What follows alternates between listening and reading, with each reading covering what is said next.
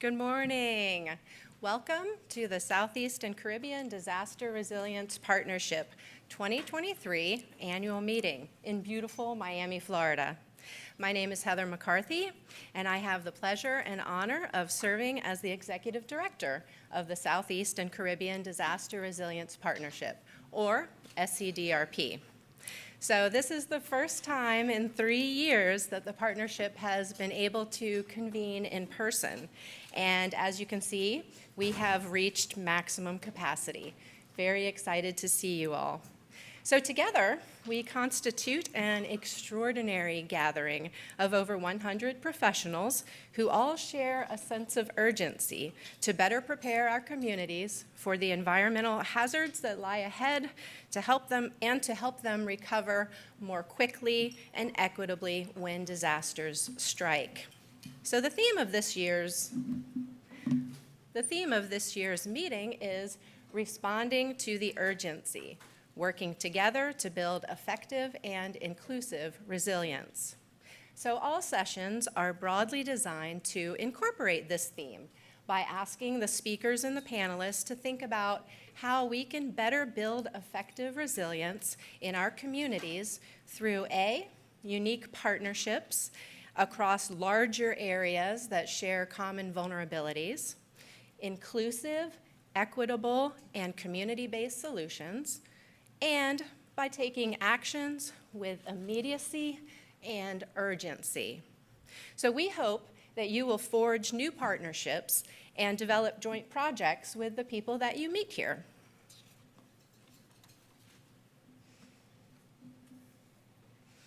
So who will you meet here? So as you glance through the speaker lineup and you look around the room, you will see a wide diversity of professionals representing public, private, nonprofit, and academic sectors. These sectors have come together here today, as you can see in this pie chart, because everyone loves charts first thing in the morning, right? So you can see we're mostly academic, and followed closely by U.S. federal employees and those that work at the national government level in their home countries. This year, we have substantial and roughly equal contingents from the nonprofit, local government, and private sectors. We have a smaller group of representatives from state governments, and of course, our special guests from the United Nations who represent a unique global and intergovernmental role.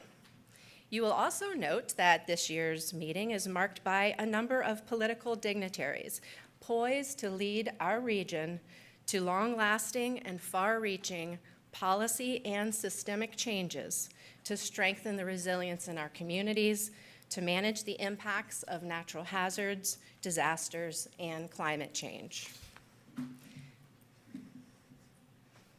You come from all over the United States and Caribbean. While a vast majority of us are from North Carolina, South Carolina, Georgia, and Florida, you have also traveled from as far north as New York, Pennsylvania, New Jersey, and Virginia. You have come from as far west as Arizona, Colorado, Kansas, and Louisiana. And we are making special efforts this year to exchange experiences and knowledge with the U.S. territories and nations of the wider Caribbean.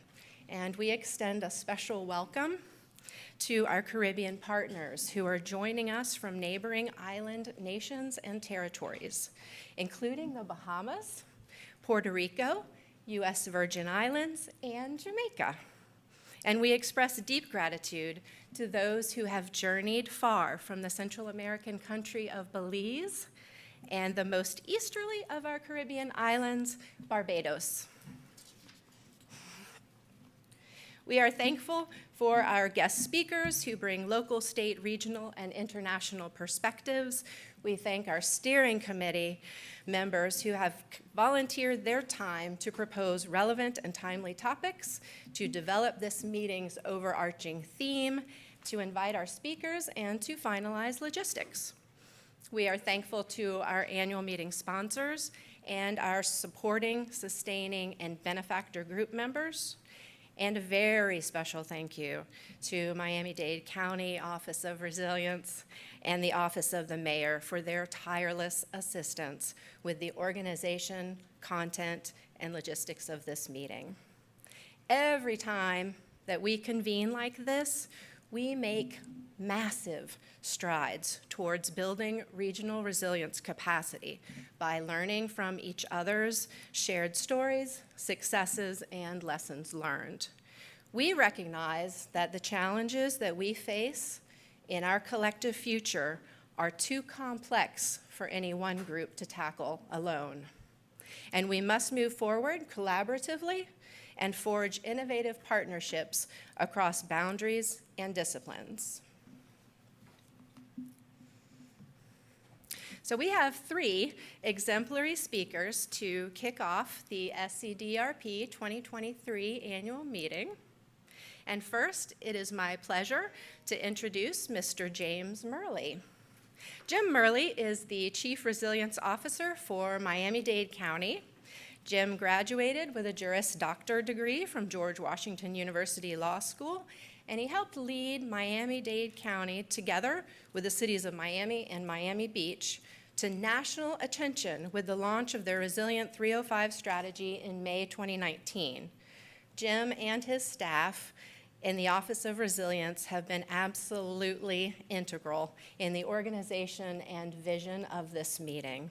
A special thank you to them. Ladies and gentlemen, Jim Murley.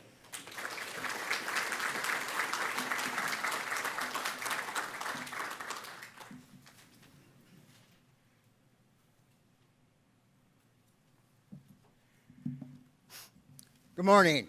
Welcome to Miami. Welcome to Florida for all of our visitors. It's a special type of meeting for us to be able to have an international and state and local audience and to learn so much about what's going on around the country.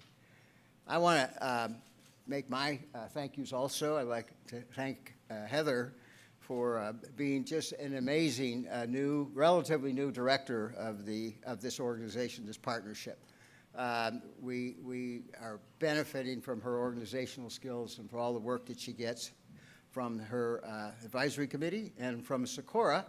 And Deborah Hernandez is here. I want to thank her as representing that interstate organization, which does so much in ocean and coastal observing and is an open umbrella to take other initiatives from coastal management to working with the State Department to just a host of things that we need an organization like that in our southeastern states and a way of connecting to our Caribbean greater nation states.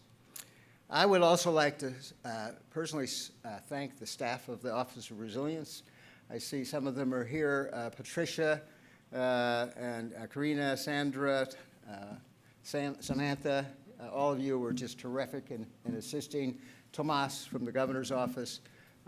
These are the people that on a day-to-day basis make sure that the things fall in place and a meeting like this could be a success. Quickly, in terms of the theme of the conference and how our mayor approaches everything from attending this conference to how she sees all of the challenges, some that she understands are part of her job, others that she wakes up in the morning and has no idea that we're going to be dealing with a Surfside disaster. And she has to be able to organize this county and all the others important to that to deal with a disaster, but also think about resilience long term. So she has what she calls her 4 E's. And I think they are very much consistent with the theme of the conference and the way that we approach many of these problems. So economy is always part of the 4 E's, because if we don't have a thriving economy, we have many issues that we have to deal with that we saw during COVID and other times. So Miami has a thriving economy, and the mayor tomorrow at her State of the County speech will make even more announcements about great things that we're going to be doing in that area. Environment. The mayor will often say that our environment is our economy and our economy is our environment. And that is true, I think, for our neighboring states and territories. So that keeping attention on the Everglades, attention on Biscayne Bay, on water quality, on all the issues that are important to our citizens and to our residents is very important to the balance that she brings to her leadership. Equity, it means that we bring everybody along, regardless of origin, race, sex, regardless on how they came to our shores. Miami is a place where refugees come. We're experiencing that today. We have identification that we do just in the county so that refugees who come who can't get to access other resources have a way of getting to those, getting help when they come here, fleeing from far worse conditions in other places. And last, engagement, which of course is this kind of a meeting for her to come and to provide her leadership and her remarks and a vision of where we're going as a community and as a state region and with the greater Caribbean community. So I would like to introduce my friend and my mayor, my boss, Mayor Daniella Levine Cava.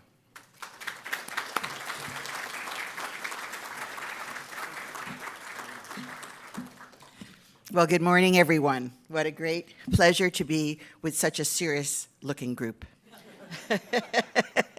I know you mean business. You really are totally dedicated to the proposition. So that really fills my heart with great joy.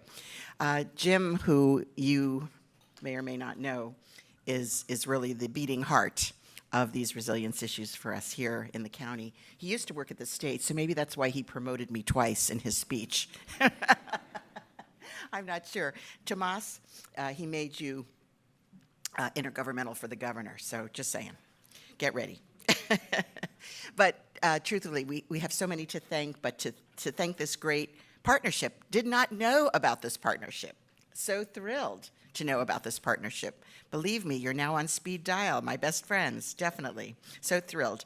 And that you're hosting this important conference that will showcase how stakeholders across this whole region can work collaboratively to address these challenges head on. And as was said, you're here because you mean business. And a big thank you to Deborah Hernandez and to Heather McCarthy from Sakura, again, new to me, for your vision and planning of this event. As soon as I learned about it, you know, I had to be here. So very thrilled. So you're bringing together 4 South Atlantic states of the United States for vital stewardship of our oceans and our coasts. So we're united by everything, but certainly by water, which knows no jurisdictional boundaries. And we're a proud member of Sakura. Jim Murley serves as vice chair of the board. Again, I did not know all the great things that Jim did. I did not know that, Jim. And one of the things I did because of how serious I am as well about this topic is I elevated the Office of Resilience, which I helped to create as a county commissioner, or helped to embellish as a county commissioner. We added a lot of resources, and as mayor even more so, but I elevated it to the mayor's office. So it used to be several layers down in the table of organization. We do have 30,000 employees, so, you know, really important that it be close to the mayor's office. This group is not only working across these states, but also with our precious small island nations in the Caribbean. That is so critical. And I know, how many of you, I know there was a beautiful pie chart. That was really lovely. Who's here from the islands? Okay, and just special for our Assistant Secretary General, who's here from Barbados? I think I saw that connection. Don't forget that connection. Okay.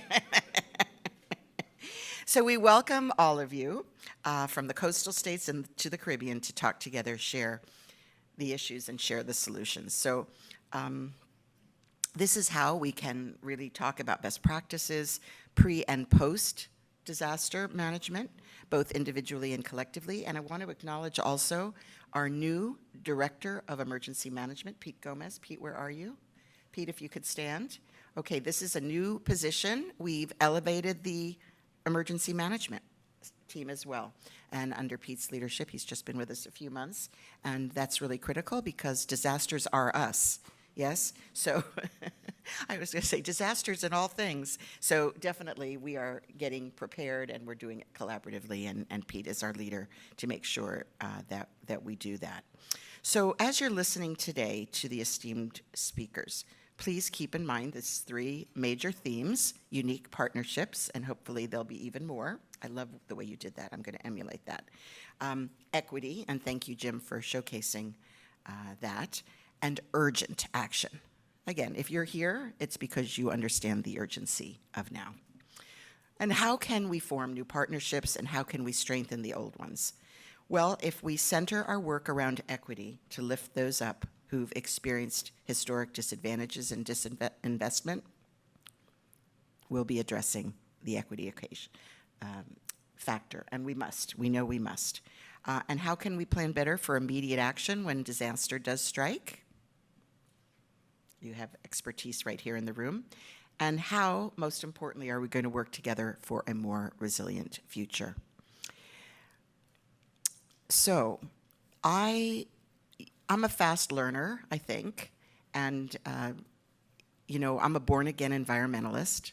I grew up enjoying the wilderness always in my spare time, our family vacations. My daughter became a true environmentalist, but it wasn't really until I came into public office that I fully seized the opportunity to advocate around these issues. And when I learned about the small island developing states, SIDS, when I had the great pleasure to attend a conference at the United Nations, a light bulb went off in my head. And then I had the great pleasure in that visit to meet with your next speaker, our Assistant Secretary General, Selwin Hart, who is also Special Advisor on the environment. And this, for me, this was conceived. Little did I know you were already doing it, so that was great. I got to just kind of hitch my, what is it, to the wagon, what did I hitch? Okay, thank you. All right. That's what I did. So when we were there in New York, we talked about these issues, the effects on the Caribbean basin, and I had a very strong sense of responsibility as essentially the capital of the Caribbean region that we needed to really step up. So that's why I'm here. That's why we've added to your agenda. Thank you for letting us do that. And that is why we have reached out to Assistant Secretary General Hart to be with us today. And we're so very thrilled that he agreed to be with us. We have to partner with the United Nations. You know, we are smaller subdivisions of government and small nations, and the United Nations is our champion. The United Nations recognizes the unique role of the smaller players, and that the action is truly happening at our level. So resilience for us means providing the opportunity for every person in every community to bounce back after large-scale disasters, so we can not only survive but thrive in the face of the shocks and the stresses. And we're going to connect, we're going to engage, we're going to empower everyone in our community to stand strong as we share our unique and Caribbean stories. So here in Miami-Dade County, if you did the pie chart, you would see 70% of our residents are Hispanic of origin, 50% are foreign-born. Just to emphasize that point, right here in Miami-Dade County, I'm the mayor of the county, not the city. We have 34 cities within the county, 50% foreign-born. And we are the seventh most populated county in the U.S. We have almost 3 million residents and 16 million visitors, including most of you who travel here for business and tourism. We did take a big hit during the pandemic. We've rebounded phenomenally, considered the most recovered economy in the country. Our port and our airport, maybe you've experienced it, our central hubs actually breaking all records. And so we are the perfect place for this conference. So we're very excited to listen and learn with you together. I hope you'll join on the panel that we'll be hosting in the afternoon. So, and now it is my honor to introduce to you United Nations Special Advisor and Assistant Secretary General Selwin Hart. I told him earlier he had me at hello. He also had a really nice view from his office of the Hudson River. Oh, not the Hudson, East River, right. Before his appointment to the United Nations, he served as Executive Director for the Caribbean region at the Inter-American Development Bank. and he was also the ambassador to the United States and to the Organization of American States for Barbados, and he was director of the Secretary General's Climate Change Support Team.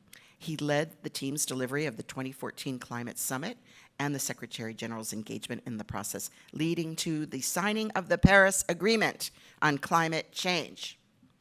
And yes, that's okay. And I do want to point out that one of my first acts as county commissioner 8 years ago was to get the county to sign on to support of the Paris Agreement. At that time, our nation was withdrawing. So just to prove that action at the local level. So I'm thrilled to welcome you, Assistant Secretary General Hart, on behalf of SCDRP members. We look forward to hearing from you so much. Thank you.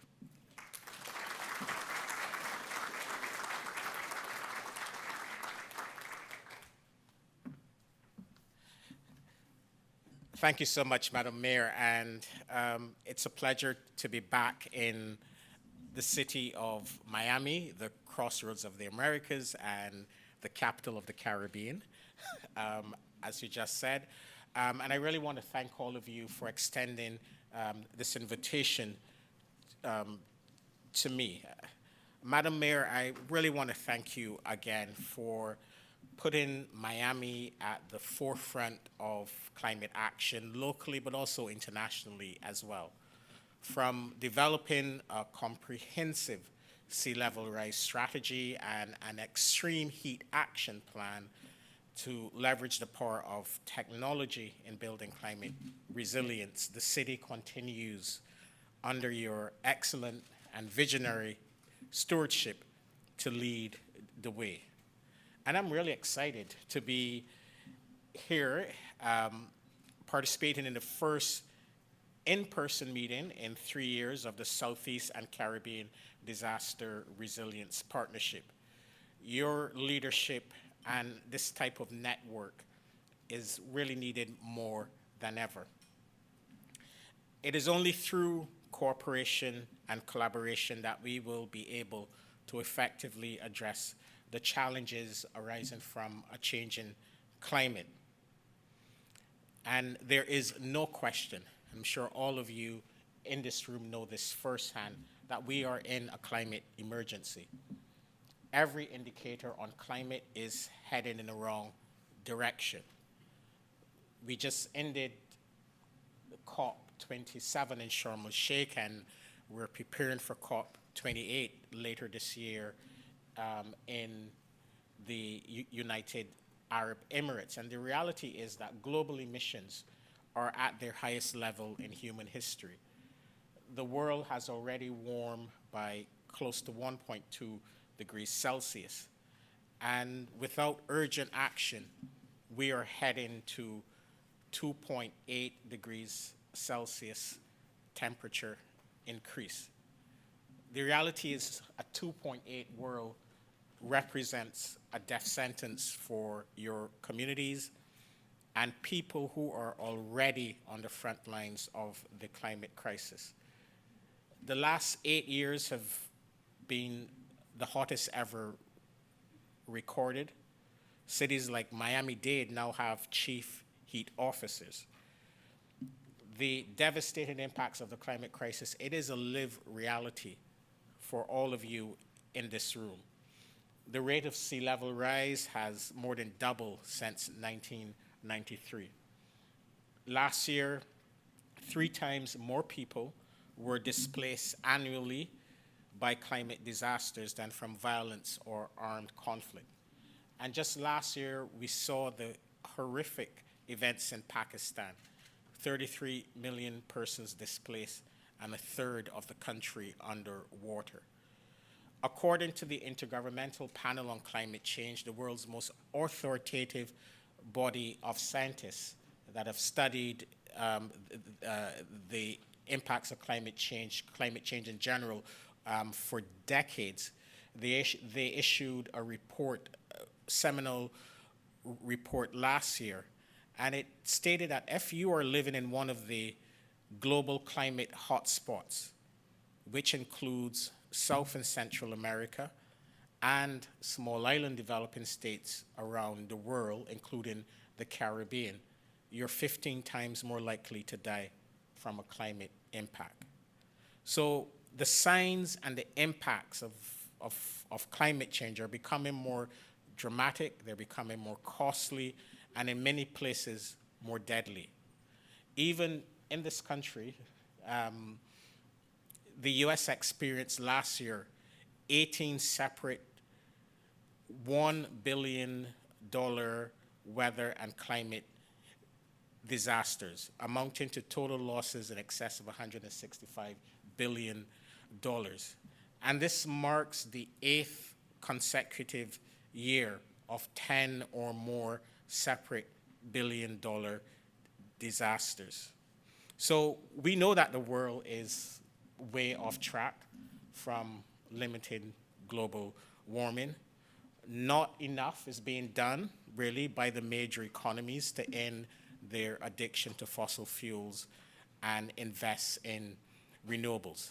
Just 20 countries, the G20, account for 80% of global emissions. And believe me, we are pushing them, the Secretary General, we're pushing these large emitting nations to reduce their emissions as quickly as possible. The good news is that we have the technological and financial tools to grow our economies without warming the planet and placing the lives and futures of our children and grandchildren in peril.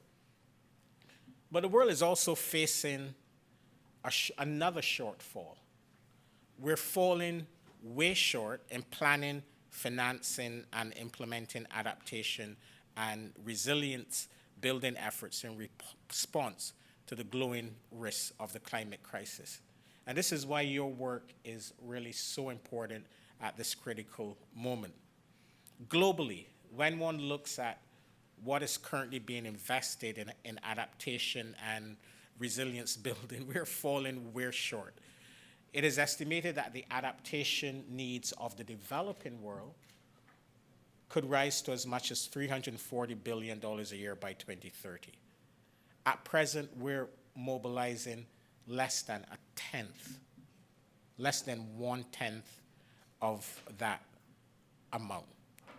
So the reality is that vulnerable people, the poor, women, indigenous people, marginalized people in societies, they are already paying a heavy price. And the reality is it's a false choice to choose between investing in reducing emissions, investing in renewable energy, or in adaptation and resilience. If we are to prevent the worst impacts of the climate change, if we are to address the challenges that folks on the front lines are currently facing, we need to massively scale up investments in both areas. Invest in renewables, while at the same time investing in the solutions to build resilience and adapt to a worsening climate. So as you meet in this beautiful city over the course of the next 2 days and you plan your next steps, I ask you to consider really 3 important actions. First, aim for the stars. If you miss, maybe you'll hit the moon, right? Grow and widen your alliance. This model of cooperation between local authorities, academics and research institutions, and the private sector, it absolutely works. We need all hands on deck. Thus, every city and town in the Southeast United States should be part of this partnership. But I also urge you to go further and wider. As I said earlier, your region, as the capital of the Caribbean or crossroads of the America, your region is a global climate hotspot. Work with your Caribbean and Central American neighbors who face the same threats, but who unfortunately lack the financial and technological capabilities and networks that you have. It's embedded in the Bible, to whom much is given, much is required. This also means advocating for them when they seek climate vulnerability support through bilateral and international channels, such as the multilateral development banks. And the United States, I sat on the board of one of these institutions, and the United States has the largest majority share in most of these multilateral development banks. So second, help ensure that far better climate risk data and information is available to those who need it most, those on the front lines. Vulnerable communities and peoples need access to such data and information to turn their adaptation ambition into reality. Governments at all levels, academia, technological institutions, and the private sector, and coalitions like this must work together to make it happen. Third, support the UN Secretary General's call for universal early warning systems by 2027. He made this call last year. We have billionaires joyriding into space, but yet a third of humanity, 6 out of every 10 Africans, don't have access to an effective early warning system, which we know is the most basic tool to protect and save lives and livelihoods. So he's challenged the entire UN system and the world to come together in an unprecedented partnership and coalition to ensure that every human on Earth is covered by an early warning system over the course of the next 5 years. So I urge you to ensure, to really support this and ensure that within the Latin American and Caribbean region, you are a driving force behind this really important initiative of the Secretary General. Friends, in tackling the climate crisis, we must work in a spirit of solidarity. And seeing all of your faces and looking at that pie chart that Heather showed earlier clearly demonstrates this. Ultimately, the effectiveness of our collective response lies with the people in this room. It lies with all of you, in your communities, in local businesses, in our universities, in local governments. But we must work together better and in new and creative ways. In September, on the margins of the UN General Assembly, the Secretary General will convene a Climate Ambition Summit. The invitation to the summit is open to all, but there is a price of entry, which is non-negotiable. Serious and new climate action that will move the needle forward. He has called it a no-nonsense summit. No nonsense. We'd asked him to put something else, but he decided to. So I count on all of you to be champions of subnational and local actors to help make 2023 the year of transformative climate action. We have no time to lose. Your work matters. This partnership matters.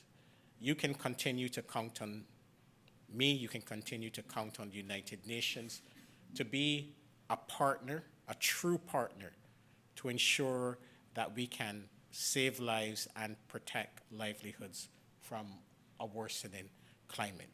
Madam Mayor, you can be assured that I will always be a partner, and like you, you had me at hello. So thank you so much. Thank you so much.